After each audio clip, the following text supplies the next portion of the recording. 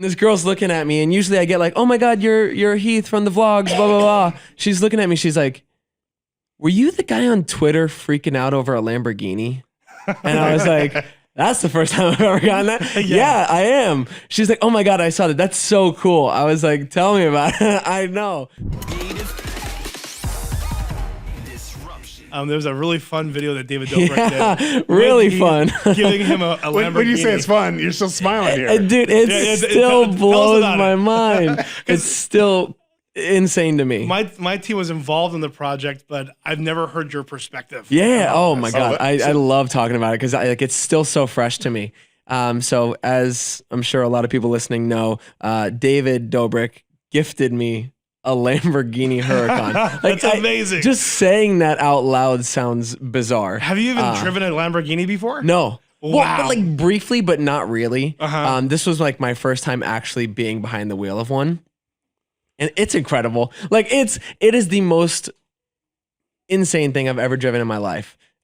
It's amazing. But yeah, he gifted me a Lamborghini, and obviously we're talking about shock factor, and I was shocked. And it was all genuine, right? Yeah. But you're still shocked right now. Yeah, I mean, like I don't know if it's ever gonna be like. Ever since that happened, my life hasn't felt real.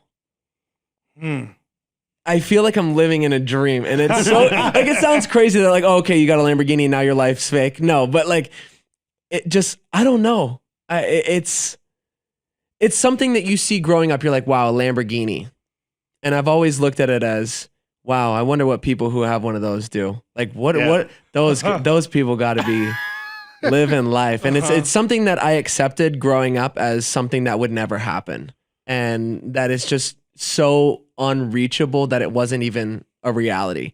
And being given one broke everything in my mind that I had thought my entire life. So it was really crazy to look at it like that. But also the fact that like David just gave me $250,000. Yeah. Like it's not like, okay, yeah, he gave you a car, but no, he gifted me $250,000. That's and that amazing. like that is something that like hits you and that you can't really comprehend in the moment.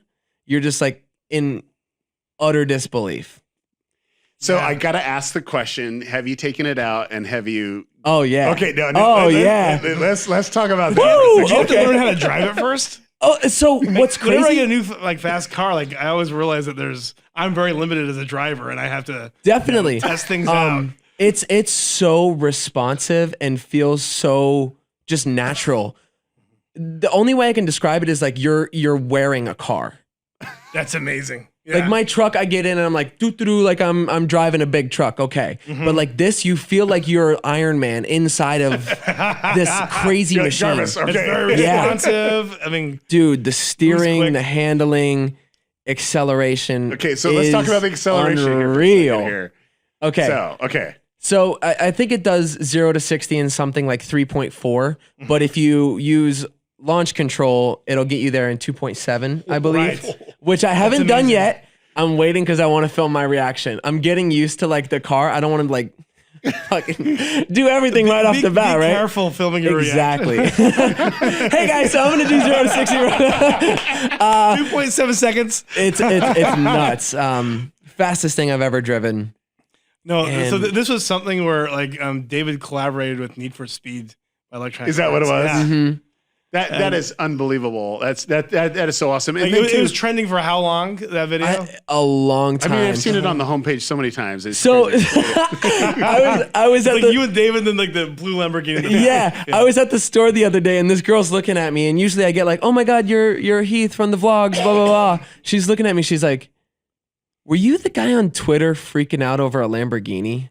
And I was like, that's the first time I've ever gotten that. Yeah, I am. She's like, oh my God, I saw that. That's so cool. I was like, tell me about it. I know.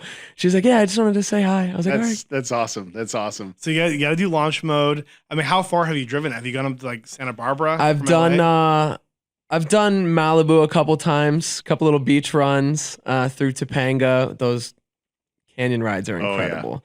Oh, sure. I've gone down to OC. I've put how many miles now?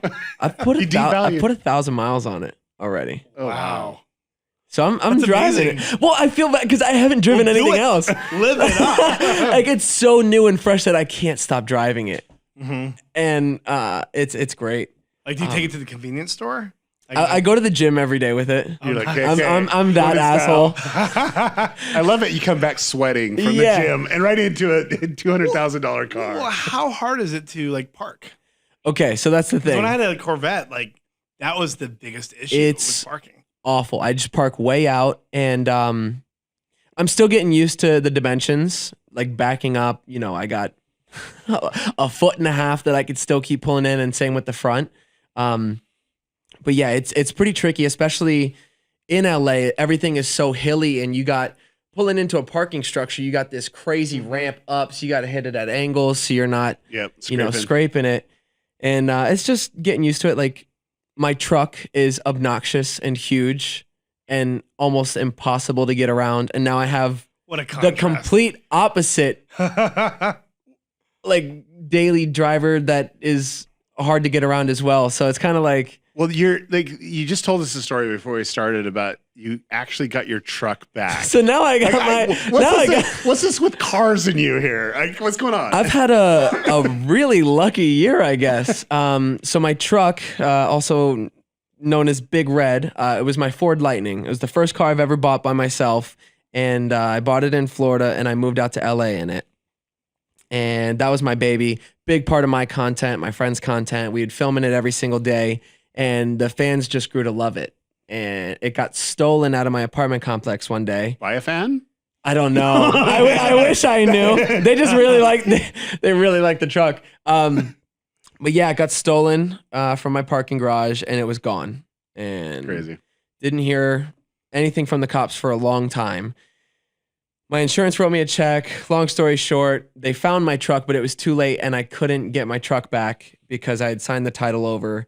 And they were like, if you want it, you got to find it at the auction that it goes to. Oh, wow. And did they tell you what auction it was going to? Or They kind of did, but they wrote me a check for it that was awful. And then they put it in the auction starting bid way more than they had given me. Wow. So it was like, at the time, I didn't have, the money to go now pay, $5,000 more than what I had gotten for it. So it was a shitty situation that I couldn't avoid. And that was the last I heard. And then 2.5, 3 years later, I get an email a couple days ago. Somebody's like, hey, I think this is your truck. And I was like, oh my God, that does look like my truck. I got to go see it.